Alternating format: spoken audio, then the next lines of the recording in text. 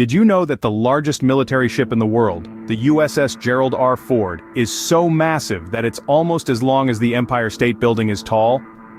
Military ships have a long and storied history that dates back to ancient times. Think of the galley ships of the Greeks and Romans. These were the first true military ships. Long, narrow, and powered by rows of oarsmen, these vessels were designed for speed and maneuverability during naval warfare.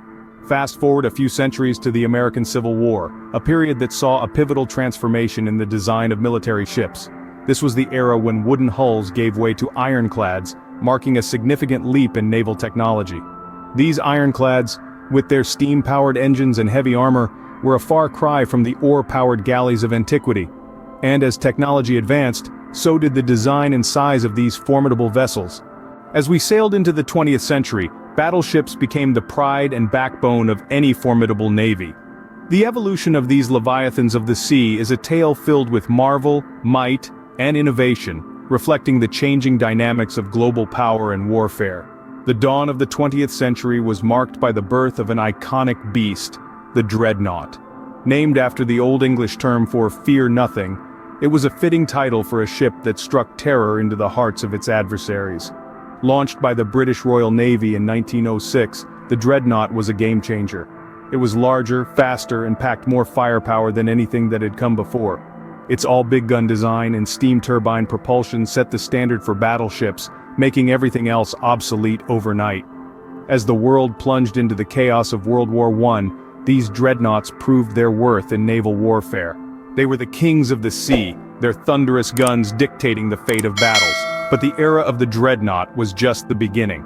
World War II ushered in a new breed of battleships, ones that were even more powerful and daunting. The USS Arizona, an American Pennsylvania-class battleship, was one of the most notable.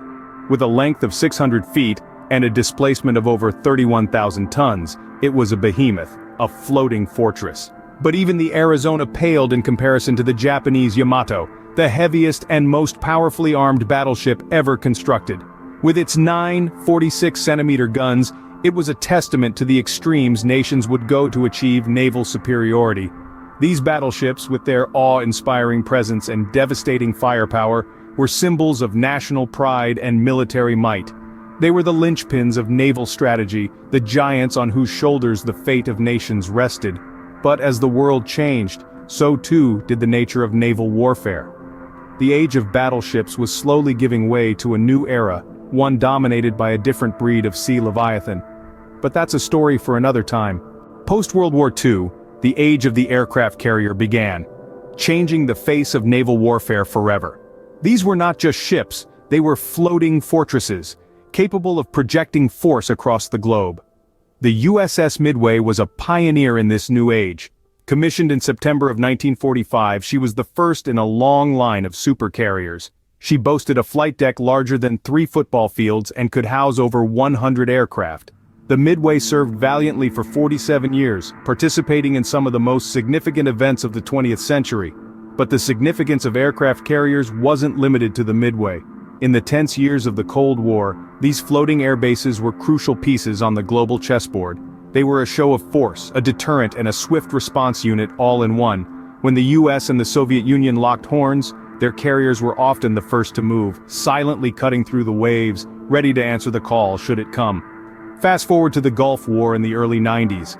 Aircraft carriers like the USS Theodore Roosevelt played pivotal roles, launching thousands of sorties against Iraqi forces.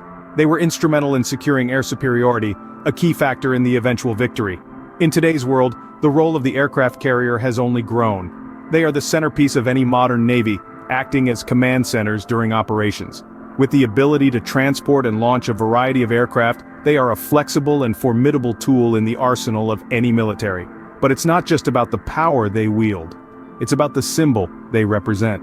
A symbol of national strength, of technological prowess, and of a commitment to maintaining peace and security. And thus, the stage was set for the largest military ships ever built. Today, the title of the largest military ship belongs to the aircraft carriers of the Nimitz class and the USS Gerald R. Ford.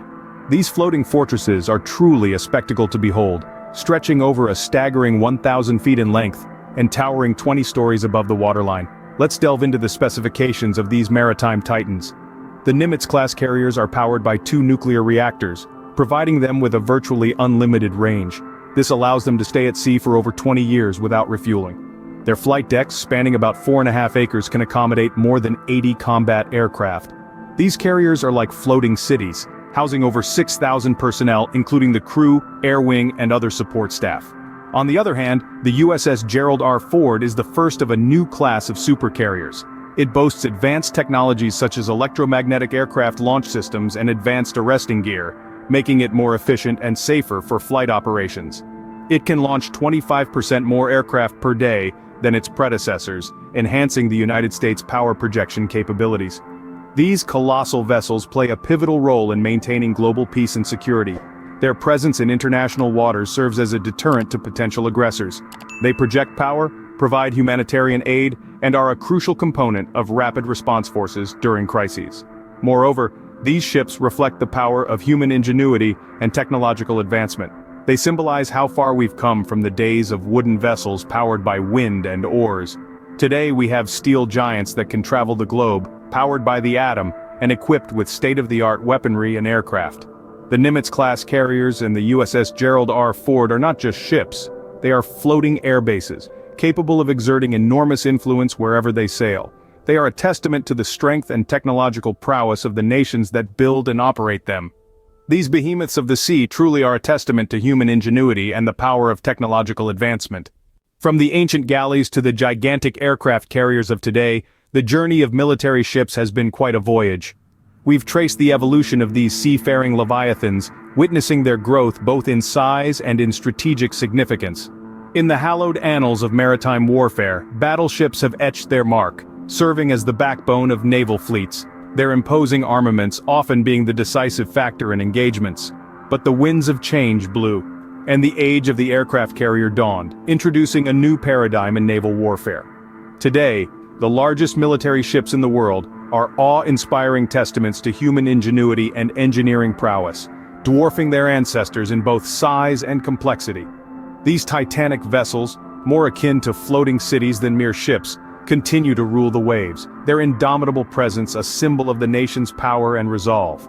As we look towards the horizon, one can only wonder what the future holds for these marvels of naval engineering.